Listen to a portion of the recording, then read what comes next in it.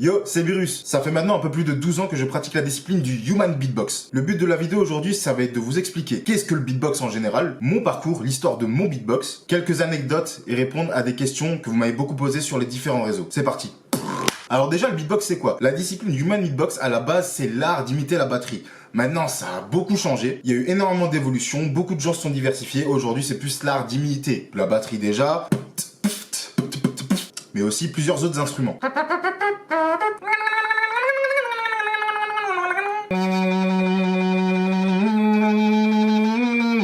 Tout ça grâce à l'appareil phonatoire. Voilà, c'est aussi simple que ça. Le beatbox, c'est pas plus compliqué, on passe à la suite. Comment j'ai commencé le beatbox? Tout a commencé à l'âge de 12 ans. J'étais en cure à ce moment-là. En cure.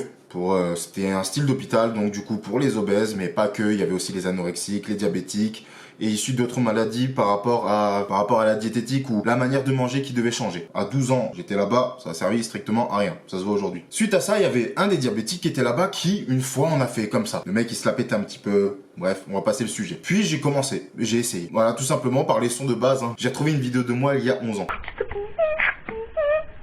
J'ai continué à grandir, voilà, je continue à faire du beatbox, mais un problème est arrivé. J'ai mué assez tard que je suis passé d'une voix très aiguë à une voix plutôt grave. Oui, tu vas me dire c'est le parcours d'un homme, c'est logique. Bah du coup ça a donné des trucs comme ça. Puis j'ai voulu abandonner. Le truc c'est que j'ai continué. J'ai essayé de persévérer, à essayer de récupérer une voix aiguë parce que je n'arrivais plus à faire de voix aiguë, plus du tout. Et quand j'ai essayé, bah ça donnait ce que je vous ai montré. Puis j'ai à peu près réussi. Et après, j'ai pas trouvé plus de buts que ça. Voilà, c'était un talent que j'avais appris, que je pensais que j'étais le seul au monde à le faire. Puis voilà, il y avait pas grand monde de connus, du moins quand j'étais plus jeune, de ce que j'avais accès. Donc du coup, je faisais du beatbox pour amuser la galerie. Voilà, on était avec des copains. Ah vas-y, Virus, fais-nous ça. Voilà, je le faisais, c'est tout. Je cherchais pas plus à m'améliorer en tout cas. J'apprenais pas forcément de nouveaux sons. J'ai juste que je savais, c'est tout. Et le pire, c'est qu'il faut savoir, mon ex-copine, à cette époque, je suis resté 3 ans avec elle, mais elle ne supportait pas ça. Le beatbox, je l'ai rencontré justement dans cette cure, et le problème, c'est que du coup, elle avait trop entendu le beatbox. Donc du coup, en fait, pendant 3 ans, je le faisais, pas en cachette, je me cachais pas, mais je le faisais des moments où elle était pas là. Ce qui était assez rare du coup, parce qu'on passait le 3/4 du temps ensemble. Et du coup, c'est un ultimatum. Qu'est-ce que j'ai choisi entre le beatbox et mon ex? Bah c'est mon ex. Les années passent, et finalement, le Covid arrive. Je m'étais pas tellement amélioré dans le beatbox ces dernières années, puis est arrivé le Covid, et il fallait s'occuper les gars, on est d'accord, fallait s'occuper. Et j'ai repris le beatbox. Mais quand je dis à fond, c'est je regardais des vidéos tuto. Même pour des trucs basiques, faut savoir les gars, même si t'es professionnel dans une catégorie, c'est toujours bon de retourner aux bases. Les bases, c'est ce qui fait ta discipline en fait. Je me suis aussi mis à me renseigner sur le sujet. Je connaissais pas grand chose. Je savais qu'il y avait quelques petites compètes, mais sans plus. Je savais pas qu'il y avait des championnats mondiaux, régionaux et autres mots qui finissent en yo. Puis du coup, je me suis renseigné au sujet et j'ai commencé à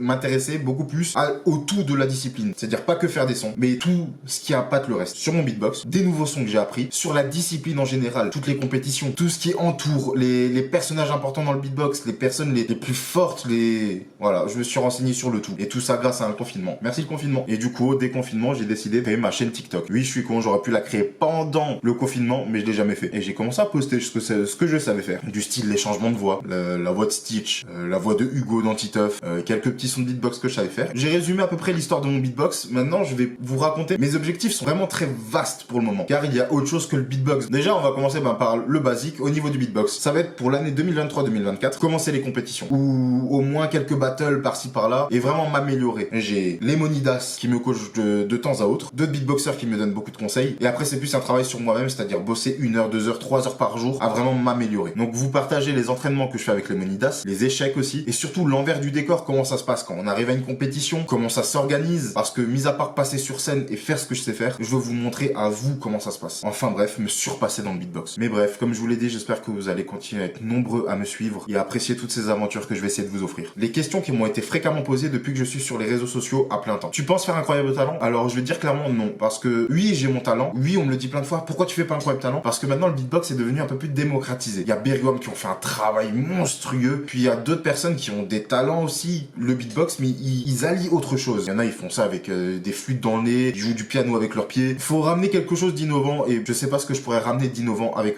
uniquement le beatbox. Comment tu fais tous tes bruits? Alors, de l'entraînement. Il y a aussi de l'entraînement. Et puis, de l'entraînement. Truc que j'oubliais. De l'entraînement. Tu pensais que ça allait fonctionner? Alors, pas du tout. Ça fait des années, preuve avec la vidéo que je vous ai montrée. Donc, il y a 11 ans, non, mais j'aime bien partager ce que j'aime faire, ce que j'aime, c'est tout. Et tout le travail qu'il y a derrière, c'est un dur travail de pouvoir tourner monter. On dirait pas comme ça, mais ça peut prendre du temps, ça prend de l'énergie. Et non, je pensais pas que ça allait fonctionner. Et aujourd'hui, pour moi, ça a pas totalement encore fonctionné. Faut s'accrocher, faut continuer, mais c'est un plaisir, clairement. Comment as-tu appris? Bah ça, je l'ai expliqué au début, du coup, tout seul. Et en regardant surtout Poulpo. Le mec était passé à la Nouvelle Star il y a 12-13 ans ou un truc comme ça. Et à force de recopier, est-ce que tout le monde peut faire du beatbox? Oui. Alors, faut pas être né avec un talent inné, tout vient de l'entraînement. Bien sûr qu'il y a des personnes qui auront plus de facilité que d'autres. Il y a des personnes qui ont un talent, c'est inné, c'est comme ça, c'est la vie. Faut s'y faire. Mais toutes personnes qui n'ont rien de base peuvent y arriver, clairement. C'est pas une discipline où faut être souple. C'est pas... Bien sûr qu'il y a des choses qui vont te donner des facilités. La forme de ta bouche, la forme de ta langue, la taille, ta voix, tout vont te donner quelque chose de différent, mais c'est ce qui rend en fait ton beatbox unique. Qui t'inspire dans le beatbox? Alors, tout le monde. J'ai pas un modèle en particulier, quelques-uns que vraiment j'apprécie beaucoup, mais peu importe qui fait du beatbox, peu importe le niveau qu'il a, du moment où il a quelque chose qui m'attire, je me dis, ouais, c'est du travail. Et je me pose la question, comment je peux arriver à là? Voilà. Le plus dur dans le beatbox, pour moi, clairement, ça va être tout à chacun, mais pour moi, clairement, le plus dur dans le beatbox, c'est le tempo. J'ai le rythme dans la peau, je pense. Voilà, je suis peut-être quelqu'un de comme ça. Mais je m'emporte vite au niveau du beatbox et c'est une grosse lacune pour moi. Et je sais que tant que j'aurai pas maîtrisé ça, je ne serai pas prêt à faire des compétitions. Et du coup, on vient sur la dernière question. Fais-tu des compètes? Pas encore. Je me sens pas prêt. J'ai essayé de me chauffer l'année dernière et je me sens pas prêt à clairement y être.